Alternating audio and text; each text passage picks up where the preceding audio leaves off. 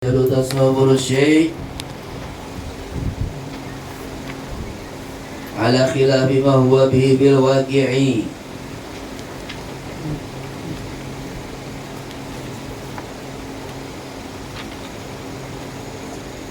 Ini membahas ada 3 kalimat, yaitu fikih, ilm dan jahil.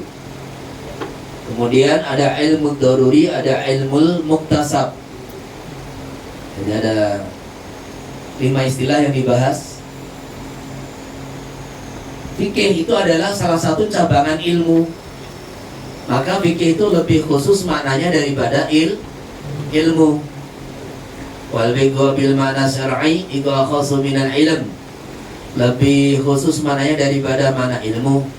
Disedikil ilmi binahwi wa ghairihi, karena ilmu pun cakup ilmu nahwu, ilmu shorof, ilmu hadis, ilmu tafsir. Fa kullu fiqhin ilmun wa laysa kullu ilmin fiqhan. Maka semua fikih adalah bagian dari ilmu, sedangkan tidak semua ilmu adalah ilmu fikih. Wal ilmu ma'rifatul ma'lumi. Maknanya ilmu adalah mengetahui sesuatu yang diketahui. Aidrakuma, memahami perkara, min syanihi ayyulam, yang sifatnya ma iku ayyulama bisa diketahui. Alama huwa bihi bil waqi'i, alama yang atase sifat keadaan, huwa kang utawi maklum iku bihi sesuai dengan ma bil waqi' dalam faktanya, kenyataan yang sesungguhnya. Idrakul insani bi anna hayawanun nadikun, seperti memahami manusia adalah binatang yang berakal. Natik itu berakal, bukan berbicara.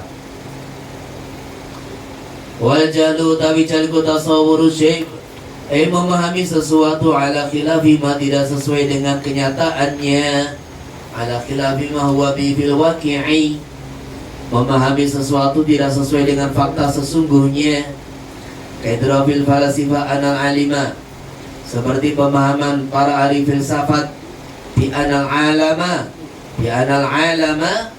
qadimun iku qadimun. Anal alama sesungguhnya alam, wa huwa alam siwa Allah adalah segala semua perkara selain Allah, iku qadimun qadim, tidak ada awalnya. Wa baduhum, utawi sebagian ulama iku wasofa mensifati hadal jahil bil murakabi dengan jahil murakab. Waja'ala menjadikan sebuah badum al-basita, jahil basit, adamal ilmi bisyai', sama sekali tidak tahu. Ka'adami ilmi nabi matatal aradin, seperti ketidaktahuan kita dengan apa yang ada di bawah bumi. Wa bima fi butunil bihar, dan apa yang ada di dalam lautan. Wa ala ma dzakarul musannif la yusamma hadza jahlan, sesuai dengan yang dijelaskan oleh musannif, layu sama orang tiarani apa ada ikilah jalul basit, jalan ing kebodohan. Jadi maksudnya ilmu itu apa? Memahami sesuatu, idrok, memahami sesuatu sesuai dengan fakta kenyataan yang sesungguhnya. Seperti kita punya pengetahuan cabai itu pedas, garam itu asin,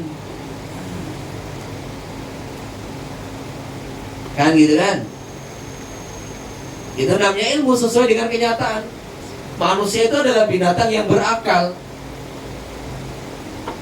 sehingga macan adalah binatang buas, binatang liar yang buas.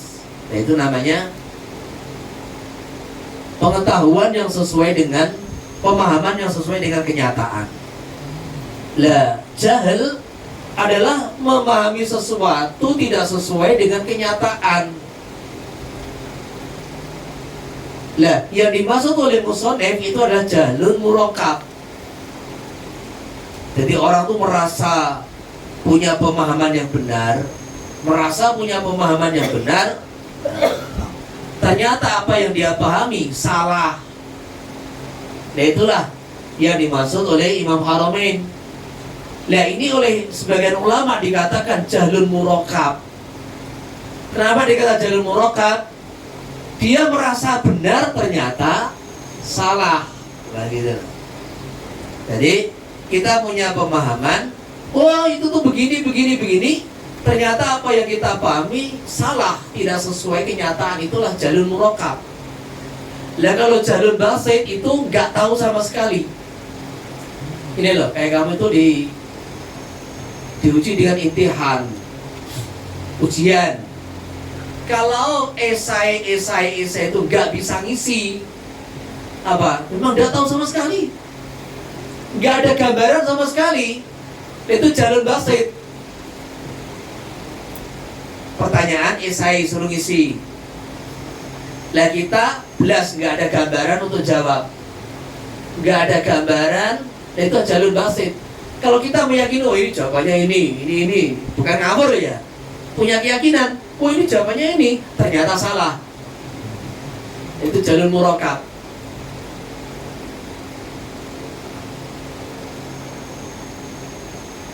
Jadi orang ahli filsafat memahami bahwa makhluk itu qadim. Makhluk itu sudah ada tanpa permulaan, namanya qadim. Lah baru itu adalah sesuatu yang sebelumnya ada kemudian tidak ada kemudian ada, itu namanya baru. Kayak kita ini ada kelahiran, ada kematian. Kemarin sehat, sekarang sakit. Sakit itu perkara baru. Kemarin susah, sekarang senang. Kemarin miskin, sekarang kaya. Nah, sesuatu yang sebelumnya tidak ada menjadi ada, itu namanya hadis. Lah, orang-orang filsafat secara umum meyakini bahwa alam itu qadim, itu namanya jalur murokab. Makanya ada filsafat Yunani yang kondang, Aristoteles itu jauh hidup sebelum zaman baginda Nabi SAW. Punya kesimpulan bahwa langit, bumi, alam semesta ini ada yang menciptakan. Jadi logika dia, akal dia menyimpulkan bahwa alam semesta ini ada yang menciptakan. Gak mungkin kalau ada tanpa yang menciptakan. Maka langsung kondang gitu, dikenal di seluruh dunia. Padahal orang di Yunan. Jadi orang filsafat ini orang yang mengukur segala sesuatu dengan akal. Jadi kalau gak masuk akal, gak terima. Maka itulah yang diikuti orang-orang Mu'tazilah. Dan sedangkan Ahlussunnah wal Jamaah harus pakai itu akalnya, harus dipakai.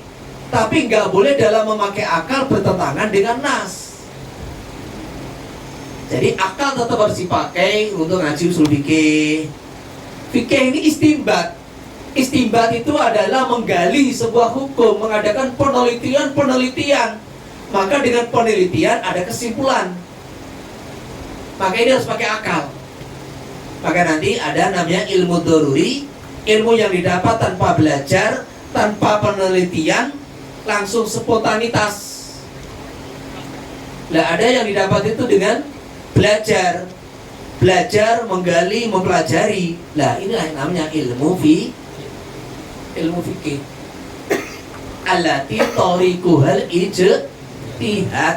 Jadi kalau itu spontan, sholat 5 waktu wajib, zina itu haram, ini tanpa penelitian, ini spontan udah nas. Maka ini bukan ilmu fikih.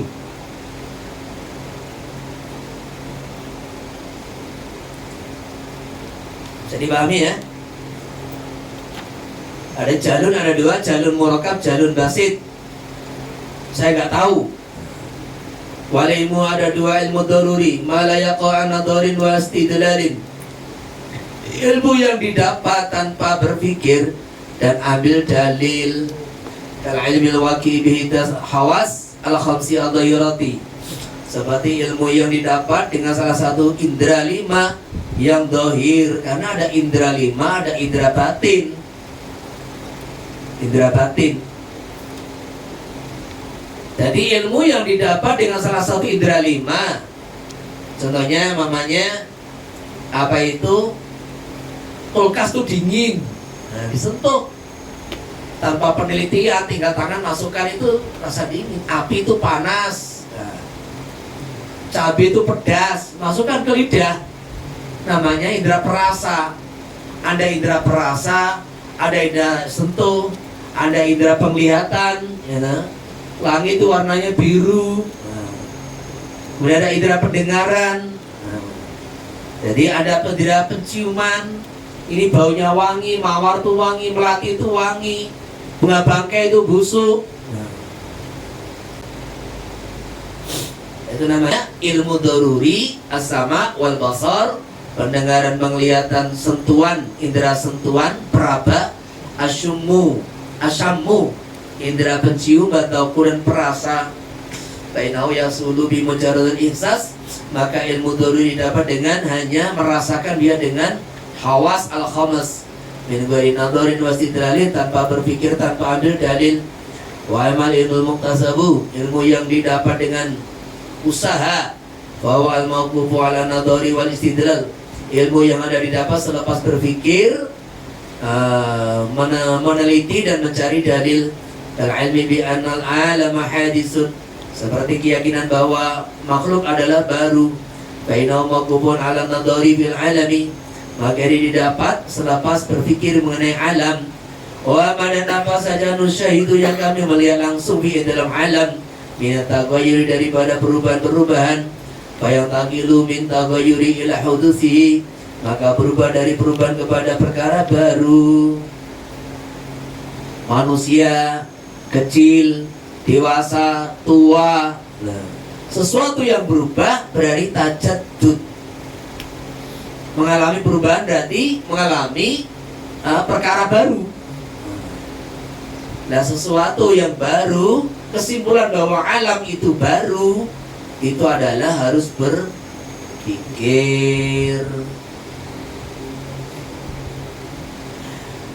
Wa nadhar utawi nadhar wal fikru bi halil mangduri, berpikir mengenai kondisi yang diteliti. Jadi nadhar itu memikirkan sesuatu yang diteliti. Yu'adhiya ilal matlub, supaya menyampaikan apa nadhar kepada kesimpulan yang diinginkan.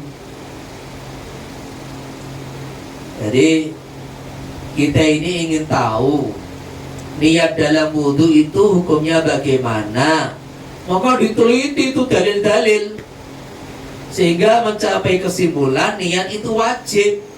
Karena yang saya utarakan tadi, kita ingin tahu sholat witir ini wajib apa sunnah, diteliti semua dalil.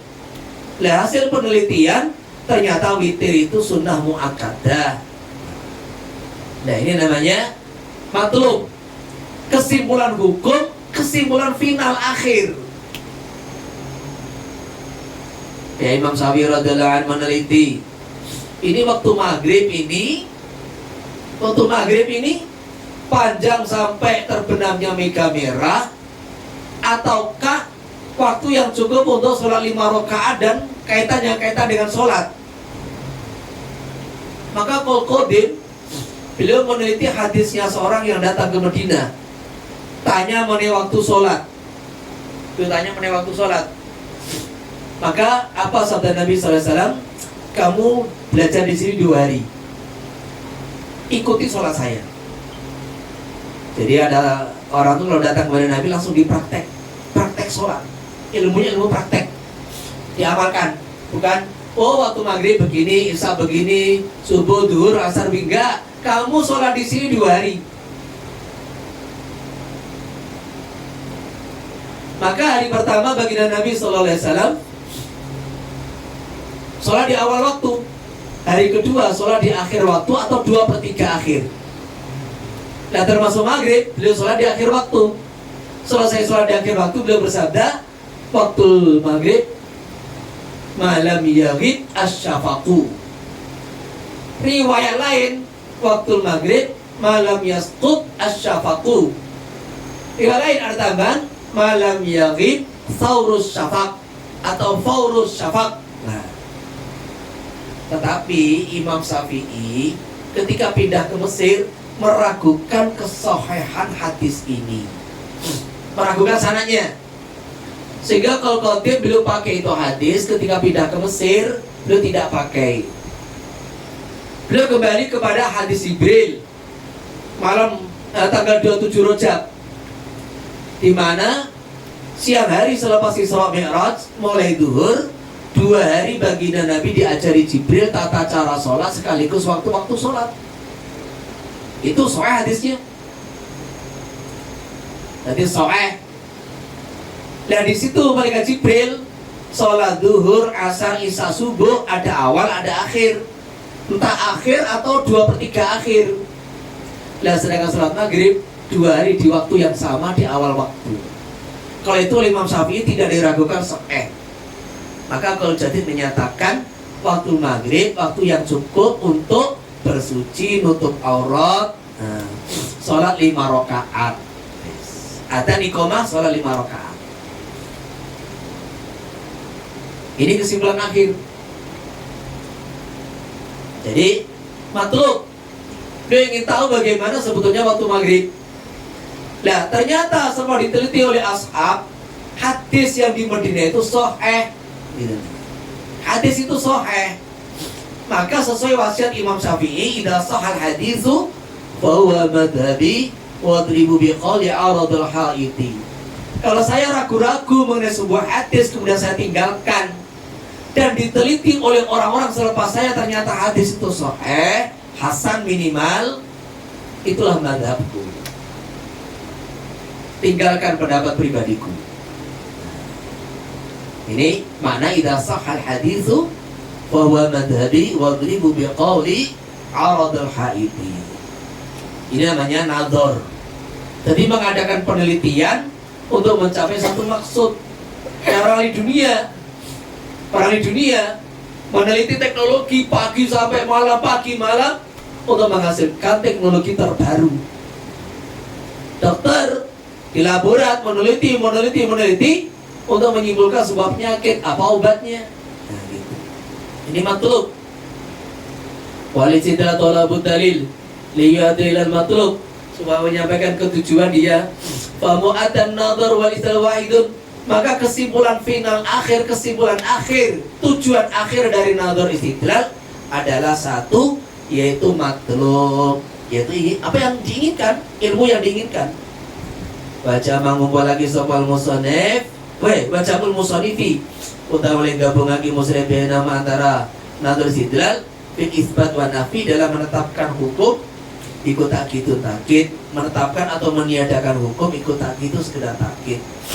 Wa dari wal mursyidul ilal matlub, yang menunjukkan kepada kesimpulan ilmu yang diinginkan. Dia nomor dalilku alamatun, tanda alai ngatasi matlub. Dalil, apa dalilnya? Wajib niat, ya inamal amalu biniyat. Jadi yang menunjukkan ilmu bahwa niat itu wajib, ya inamal amalu biniyat. Dalil tertib ittiba. Jadi dalilnya ittiba yang menunjukkan bahwa tertib itu wajib, ittiba sunnah Nabi. Wa dhanu taidan ibu tajizu amraini, memungkinkan, menganggap bisa, tajwiz membolehkan terjadinya dua perkara. Ahaduhuma, salah satu dari amrain iku adaru minal akhari, lebih dominan, lebih unggul daripada yang lain. Indal mujawizi, menurut orang yang membolehkan. Wasaku taisak ikut tajizu amra ini, membolehkan terjadinya dua perkara. Lama ziyata li ahadima, tidak ada keistimewaan atau kelebihan li ahadima bagi salah satu dari amrain alal akhar. Indal mujawizi, menurut orang yang membolehkan. Watarodutu tawi keragu-ragu biqiyami zaidin wa nafihi ala sawa iku syakun, ragu-ragu dalam qiyami zaid wa nafihi, dan tidak adanya qiyam dengan standar sawa 50-50, iku syakun keraguan. Wa ma'rujahani subut awil inifa iku dhannun, ismnya itu wa ma'rujahani iku dhann wa mal inifa iku wahamun, misalnya begitu. Jadi gini, Zaid ini masih hidup atau sudah mati? Kok tidak pernah muncul? Tidak tahu ya. Aku ragu saya ini. Kalau mati gak ada berita kematian, kalau masih hidup juga gak ada di orangnya di mana. Jadi kalau antara hidupnya Zaid dan matinya Zaid ini sawak-sawak, sim-sim. Jadi 50-50 itu namanya ragu-ragu. Pakaian kamu kok kotor gitu tuh, ada najisnya ada itu. Iya ya, ini najis sekali. Jadi antara iya dengan tidak itu amrain, antara isbat dengan nafi, itu sim-sim sawak-sawak, itu namanya ragu. Kalau lebih dominan, lebih diunggulkan adanya, namanya dhon. Punya sangkaan kuat, oh ini najis. Punya sangkaan kuat, itu suci. Punya sangkaan kuat, Zaid masih hidup, ada tandanya kok. Itu namanya dhon. Nah kalau sangkaan sangkaan kuat itu nggak ada, namanya waham. Jadi prasangka kecil namanya waham, prasangka lemah. Nah, perbedaan antara dhon, syak, waham ini cuma istilah usuliyin. Para ulama ahli usul fuqaha disamakan. Jadi kalau kita ragu-ragu, nggak mantap, itu namanya ragu-ragu. Itu antara iya dan tidaknya sama, atau iyanya lebih dominan, lebih diunggulkan. Tetapi itu syak indal fuqaha itu dikatakan syak. Jadi lau syakka fikada yang ditulis di kitab-kitab fikih itu bukan syak yang ditulis di kitab usul. Beda. Jadi syak yang ditulis di kitab fikih itu mencakup tiga-tiganya. Entah kita ini ragu-ragu antara iya dan tidak itu sama, atau lebih dominan iyanya atau tidaknya, yaitu syak semua. Ini harus diperhatikan.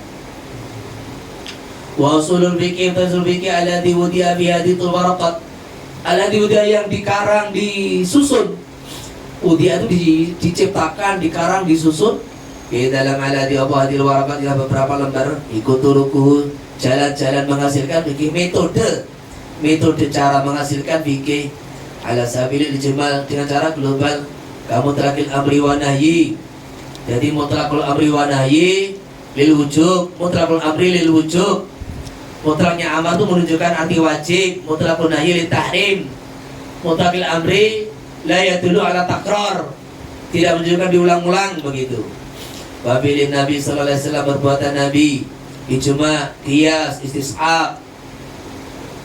Ini dalil min haitsul bahsu an awaliya, dari segi pembahasan awal, dari awalnya madzukira biana satamani amal ikulil wujub, wasari satamani nahi iku biana satamani tsani yaitu nahi ikulil tahrim lil hurmah, wal baqi bahwa sisanya yaitu fi'lun nabi, ijma, qiyas, istishab, iku adalah hujajun, beberapa dalil hukum, wa ghairi dzalik mimma sayati, yang akan datang mamanya ta'alugu bihi, dengan seluruh perkara yang berkaitan dengannya. Jadi dalil-dalil secara global, turukul fikih ala sabilil ijmal. Jadi metode untuk menghasilkan hukum fikih secara global. Jadi kalau kita ngomong fi'il amar itu aslinya menunjukkan arti wajib, itulah namanya usul fikih. Kalau kita sudah mengkaji lebih dalam, aqimus shalah itu adalah fi'il amar. Lah fi'il amar aslinya wajib, berarti menegakkan sholat itu hukumnya wajib. Ini berarti sudah tafsil. Sudah ini ranah uraian secara tafsil, istinbat gitu loh. Lah kalau usul fikih sendiri tidak sampai ke situ, global aja. Pokoknya fi'il amar itu asli maknanya menunjukkan arti wajib, sigot amar.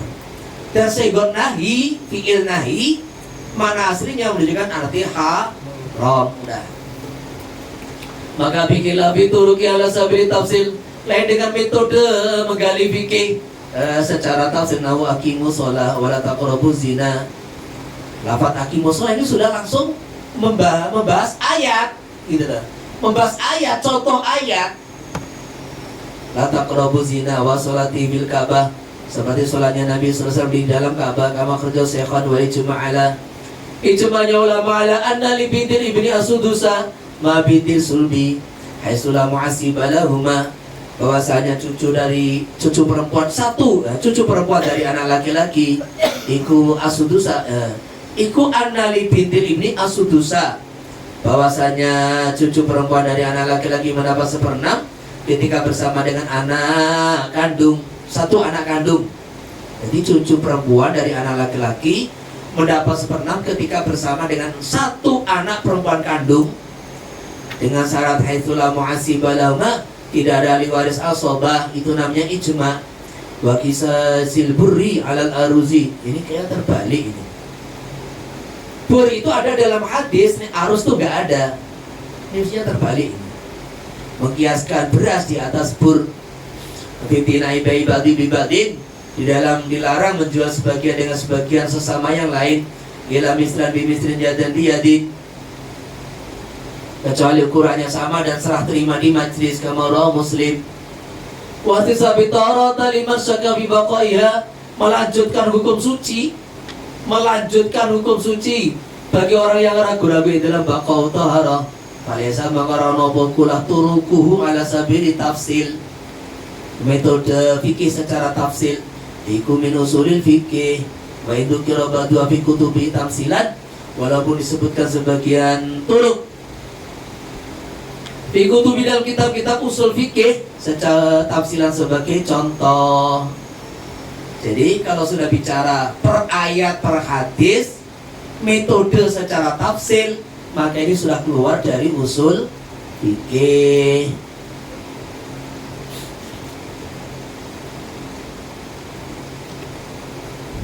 Perhatikan.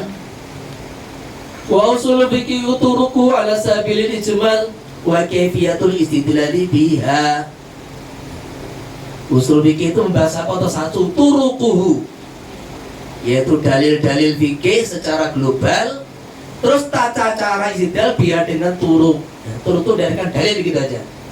Dalil-dalil sumber ilmu fikih. Jadi jalannya ini masuk dalil-dalil sumber hukum fikih secara global dan tata cara istidlal biar dengan turuk. Abi turukil fikih min haitsu tafsiluha, dari segi perinciannya turuk.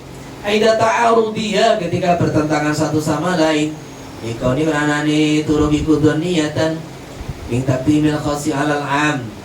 Jadi kalau turuk itu dalil-dalilnya yaitu adillahnya, terus bagaimana cara istidlalnya. Ada dua dalil bertolak belakang. Contohnya ini,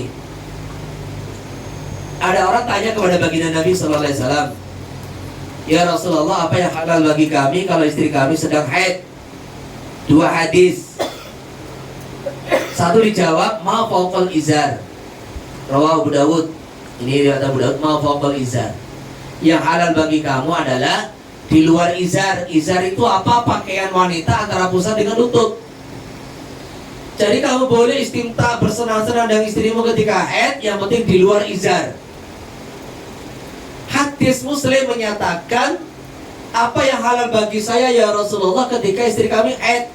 Isna'u kulla syai'in illa nikah. Terserah, yang penting jangan jima. Berarti nek ngono berbandingan dengan pahanya itu halal. Jadi ini bertentangan.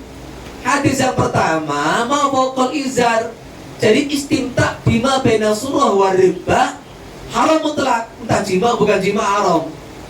Lah hadis kedua yang diriwayatkan Imam Muslim, selama tidak jima, kamu bersenang-senang dengan bagian tubuh istrimu antara pusat dengan lutut, halal selama tidak jima. Maka bagaimana ulama memahami? Maka dalam mazhab Syafi'i, idza jatamal halal wal haram hulibal haram. Satu hadis menghalalkan, satu hadis mengharamkan. Maka cara memahami, ketika kumpul dalil halal dan halal mengharamkan, pakai yang haram. Maka tetap bermutama diharamkan. Walaupun ada pendapat kedua menyatakan boleh, yang penting gak jima. Ini kalau dhaif. Jadi yang pertama haram. Kalau kedua, ini karena riwayat Muslim lebih didahulukan, ya sudah halal. Ada hadisnya kok. Nah, ada yang ambil jalur tengah. Gimana? Jangan ditarjih, gitu loh. Jangan ditarjeh, tapi dipakai semua. Gimana? Yang haram itu bagi orang yang tidak bisa mengendalikan syahwat dan nafsunya. Kalau sudah dia syahwat, maka hilang akalnya, sehingga tidak bisa menahan diri, mesti harus jima. Lah orang begini nggak boleh istimta bima baina surah wa rubbah. Nah, adapun orang yang bisa mengendalikan dirinya, istrinya suruh pakai celana dalam yang kuat, kemudian yes, dia istimta, sudah istimta, dan dia yakin bisa menahan diri, pakai ini boleh. Jadi semua hadis dikembalikan pada person masing-masing, seperti dikiaskan dengan hadis kublah. Suatu majelis baginda Nabi SAW didatangi seorang, ya Rasulullah, bagaimana aku mencium istri di puasa Ramadan? Gak boleh, pergi. Gak lama datang orang lagi, ya Rasulullah, gimana siang Ramadan mencium istri? Oh, gak apa-apa. Maka sahabat tanya, ya Rasulullah, ini pertanyaan sama, kenapa jawaban beda? Maka beliau sallallahu alaihi wasallam menjawab kurang lebihnya, yang pertama tadi orangnya masih muda, kalau saya bolehkan berbahaya, nanti gak bisa mengendalikan dirinya, maka saya larang. Dan yang kedua sudah tua, maka saya bolehkan. Jadi pertanyaan yang sama, jawaban berbeda, sama dengan masalah tadi. Dua orang bertanya yang sama, oleh baginda Nabi dijawab jawaban berbeda. Maka kedua hadis dipakai semua, dikembalikan kepada person masing-masing begitu. Ini namanya dua dalil bertentangan dohirnya, wal muqayyad alal mutlak. Iya toh? Terbalik ini maksudnya.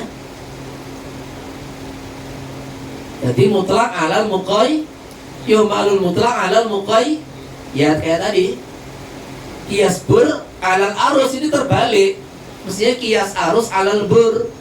Karena yang ada dalam bab riba itu al-buru bil buri wa syairu bil syairi. Gitu loh. Arus nggak ada. Di sini juga begitu, yumalul mutlak alal muqayyad. Kayak kafarat. Jadi kafarat itu ada yang rokobatin mu'minatin, ada yang rokobah saja. Oh, berarti yang rokobah tidak ada mu'minah, diartikan yang sama dengan muqayyad yang ada mu'minatinnya. Wa ghairi dzalik.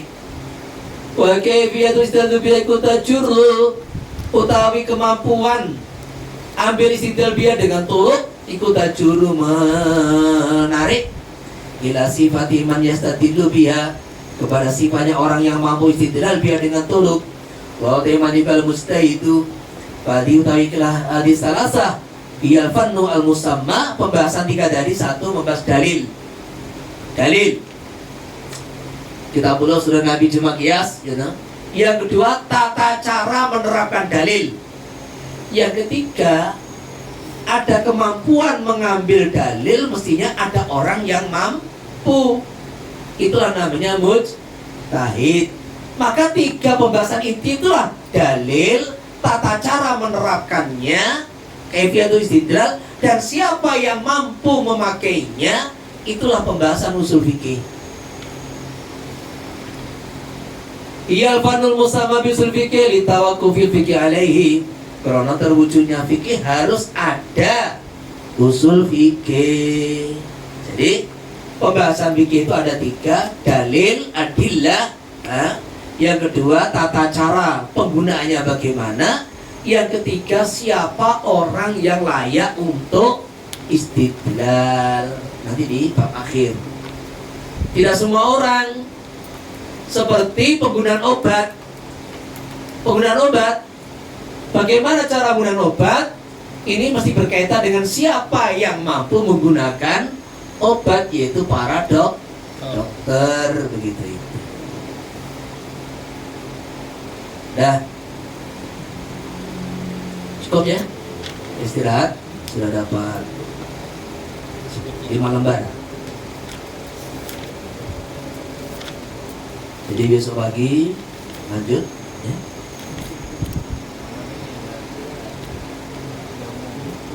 Malam ini ada kuliah umum?